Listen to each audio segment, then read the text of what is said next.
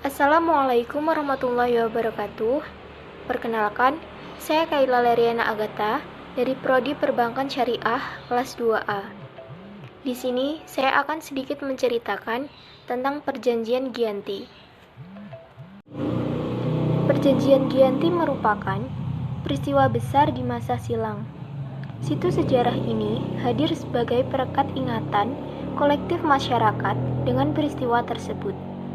Perjanjian ini lahir sebagai sebuah kesepakatan segitiga politik antar Pakubuwana III, Pangeran Mangkubumi, dan Perserikatan Perusahaan Dagang India Belanda atau VOC pada tanggal 13 Februari 1755. Nama Giyanti ini sendiri diambil dari lokasi penandatanganan perjanjian, yakni di Desa Janti. Dalam pelafalan Belanda, ia tersebut sebagai Ianti, dan secara tertulis, ia terbaca sebagai Giyanti. Tempat tersebut sekarang dikenal dengan Dukuh Karten Jatiharjo, Karanganyar, Jawa Tengah. Di masa silam, perjanjian Giyanti ini dibuat dalam rangka meredam api konflik yang telah terjadi berlarut-larut pasca perpindahan Keraton Kartasura ke Surakarta. Api dari peristiwa geger pecinan ternyata belum mati, tepat di sumbernya.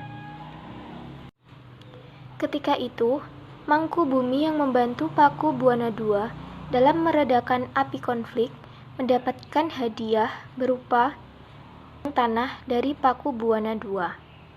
Namun, luas tanah yang diberikan rupanya menimbulkan kecemburuan salah seorang pangeran, lalu mengeluhkan ketidakadilan terkait hadiah tersebut kepada Gubernur Jenderal Baron van Inhofe. Sang Gubernur Jenderal ini di Batavia itu lantas mengeluarkan keputusan yang membuat tanah tersebut tidak jadi dimiliki oleh Mangkubumi. Akhirnya, dia meminta izin kepada kakaknya, Pakubuwana II, daripada lungguh, saya dikurang lebih baik, buanglah saja kemana saya tidak bisa kembali lagi ke Jawa. Akhirnya, diberi sangu 3.000 rupiah untuk jatah makan anak buah. Silahkan pergi. Malamnya, kemudian pergi. Sejak itulah pecah perang Pakubuwana. Puluhan prajurit Kompeni Jawa. Perlawanan ini mendorong Gubernur VOC untuk Jawa Utara, Nicholas Hartings, mengambil sikap untuk menyelamatkan daerah operasionalnya. Secara tertutup, Hartings melakukan perundingan dengan Pangeran Mangkubumi. Setelah berkali-kali melakukan perundingan, Hartings bersepakat dengan keinginan Pangeran Mangkubumi yang juga hendak menjadi penguasa di tanah Jawa. Pada 23 September 1754, nota keselapahan antara VOC dengan Mangkubumi terlaksana, dan nota tersebut disampaikan pada Pakubuwana III, sang pengganti Pakubuwana II. Nota tersebut menyatakan bahwa Pangeran Mangkubumi mendapatkan wilayahnya pada 4 November 1754. Pakubuwana III mendapat persetujuan hidup terhadap hasil perundingan Gubernur Jawa Utara dengan Mangkubumi tersebut. Surat pernyataan itu disampaikan oleh Pangeran Pakubuwana III kepada Gubernur Jenderal VOC. Kesepakatan ini mendorong terjadinya sebuah perjanjian besar yang ditandatangani di Desa Giyanti, beberapa kilometer di sebelah timur Surakarta. Penandatanganan perjanjian Giyanti ini menjadi awal mula naik tatanya Mangkubumi di Surakarta sebagai Sultan Hamengkubuwana I dengan gelar Senopati. Sejak ditandatangani perjanjian tersebut pada 13 Februari 1755.